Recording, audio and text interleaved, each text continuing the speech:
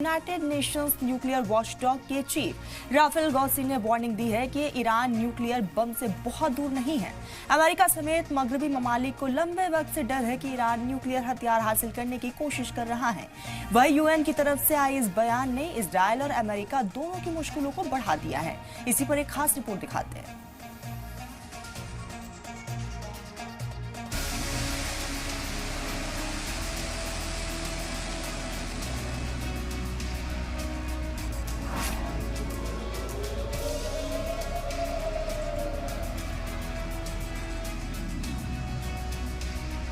America और Iran के बीच रोम में न्यूक्लियर मुआहिदे पर मीटिंग के बीच इजराइल ने अभी तक ईरान के न्यूक्लियर ठिकानों पर हमले की प्लानिंग छोड़ी नहीं है।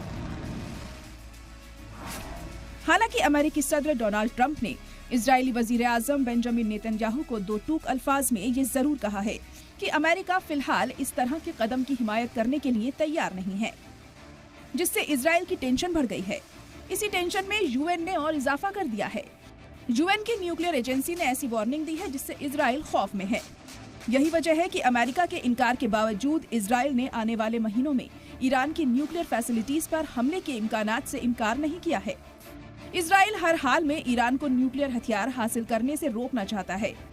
नेतन्याहू ने जोर देकर कहा है कि ईरान के साथ किसी भी बातचीत का नतीजा उसके न्यूक्लियर प्रोग्राम को पूरी तरह से खत्म करना होगा। जराये के मुताबिक पिछले महीनों में इजराइल ने ट्रंप इंतजामिया को ईरान की सहूलियात पर हमला करने के लिए कई ऑप्शंस पेश किए हैं, जिनमें से कुछ वसंत के आखिर और गर्मियों की मियाद वाले हैं। जराये के मुताबिक इन प्लानिंग्स में हवाई हमलों और कमांडो ऑपरेशन का जिक्र है। इससे तेहरान की अपने न्यूक्लियर प्रोग्राम के तहत हथियार बनाने की सलाहियत में कुछ महीने या एक साल या उससे ज्यादा की ताखीर हो सकती है। मीडिया रिपोर्ट्स के मुताबिक ट्रंप ने इस महीने की शुरुआत में व्हाइट हाउस की मीटिंग में नेतन्याहू से कहा कि वॉशिंगटन तेहरान के साथ डिप्लोमेटिक बातचीत को तरजीह देना चाहता है और वह ईरान की न्यूक्लियर फैसिलिटीज पर हमले की हिमायत करने के लिए तैयार नहीं है।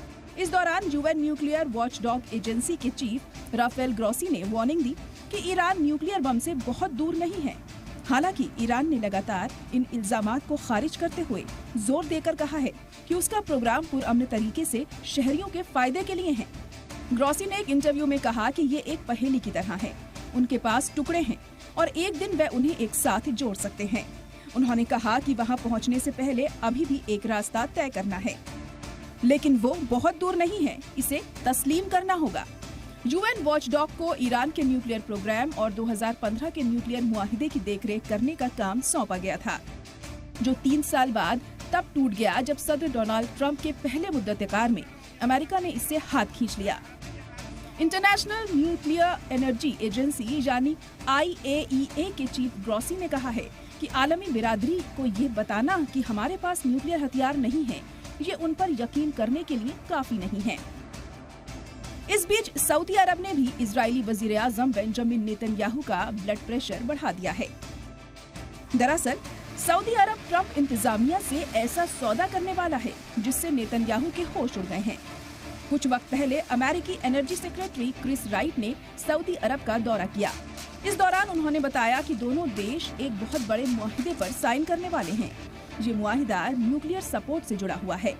ये वही समझौता है जो बाइडेन इंतजामिया के तहत शुरू किया गया था। क्रिस राइट ने बताया कि ये 123वां मुआहिदा होगा, जिससे सऊदी अरब के और अमेरिकी मकसद दोनों पूरे होंगे। इससे इजराइल में खौफ का माहौल है, क्योंकि ईरान और UAE तेजी से अपने न्यूक्लियर प्रोग्राम में आगे बढ़ रहे हैं। लेकिन अब सऊदी अरब के क्राउन प्रिंस मोहम्मद बिन सलमान भी इस रेस में शामिल होना चाहते हैं। उन्होंने साफ तौर पर कह दिया है कि अगर ईरान न्यूक्लियर बम तैयार करता है तो हम भी जल्द से जल्द ऐसा करेंगे।